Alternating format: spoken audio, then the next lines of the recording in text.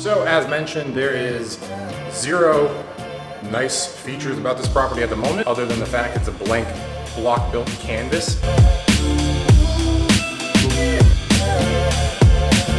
Today we are in beautiful Washington shores of Orlando, located about 2 minutes off of John Young Parkway, about 3 minutes off of I-4, central location in downtown Orlando, and public transportation. So this house right behind me, it is a block built 3-bedroom, 1-bathroom, single-family home. It's about 1,150 square feet, built in the 50s, give or take.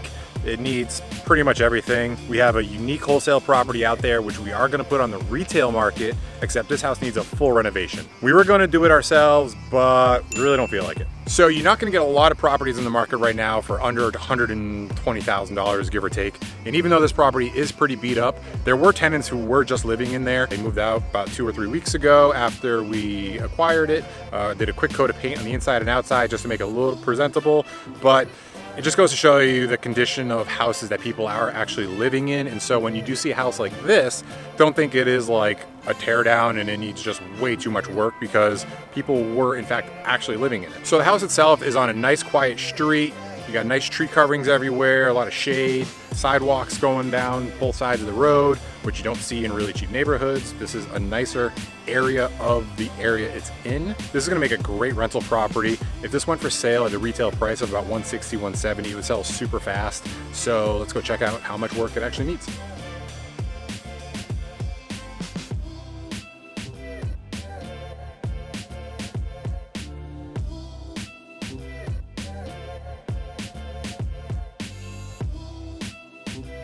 So as mentioned, there is zero nice features about this property at the moment, other than the fact it's a blank block built canvas. Rehab on it is actually gonna be very easy when you look at what it actually needs. If you take into consideration the cosmetic stuff, such as the flooring, the light fixtures, the ceiling fans, doors, doorknobs, hinges, all that stuff, that's obviously very easy. And the big value add that we have here is going to be adding a bathroom to the bedroom that's right here. Check this out.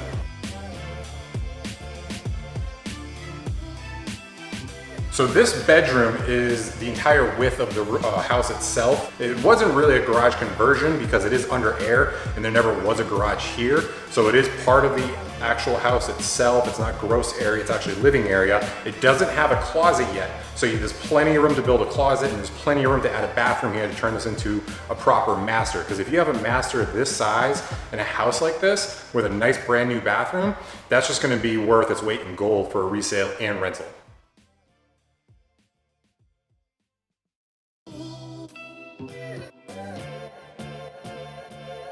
So this house does have air conditioning, and by that I mean it has a couple of old window units, so you would need to in fact actually add central air to it. But if you look at this area right behind me, there's a lot of dead space in this hallway. So what you would do, or what I would suggest, or we kind of thought of, is you take out this wall right here, and that's where you build your air handler closet, and also where you move your water heater to. It's gonna give you a lot more space for the kitchen, and it's gonna also obviously give the house central AC. A lot of the times in older houses like this, the ceilings are only, 8 feet or sometimes even less. So if you do the ductwork at usually about 1.5 feet, it's gonna be pretty much right on anybody who's over 6 feet tall. But that is not the circumstance here. So this kitchen is pretty much featured in Architectural Magazine and Good Housekeeping and every type of award-winning design you could possibly give it, but it all needs to be ripped out. It's all old, dilapidated, rotted through, disgusting. So rip out the kitchen cabinets, rip out the appliances, this wall right here, open it right up. But at the end of the day, you probably only need about 8 or 9 boxes of cabinets. So you probably have no more than $1,500 worth of cabinets, hardware, and fixtures and all that stuff to get this entire kitchen redone. Add another $1,000 at most in granite, and you got yourself a brand new kitchen, opened up floor plan for less than 3,000 bucks.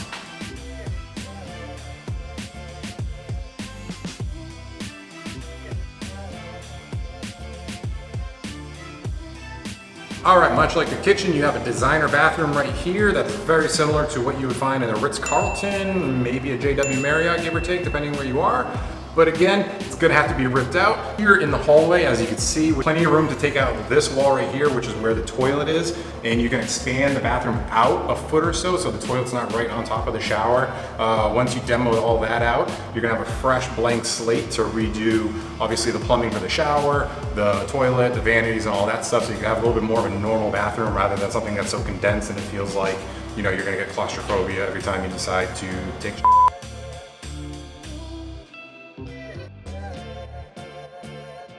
All right, so that's pretty much it. 3 bedrooms, 1 bathroom, nasty kitchen, gross floors, old windows. House is ready for a renovation. It's block built, has great bones. This house would rent super well. You're gonna get between $1,200 and $1,300 a month here without issue. So by the time you're all done, the ROI is gonna be fantastic for a rental property and a flip.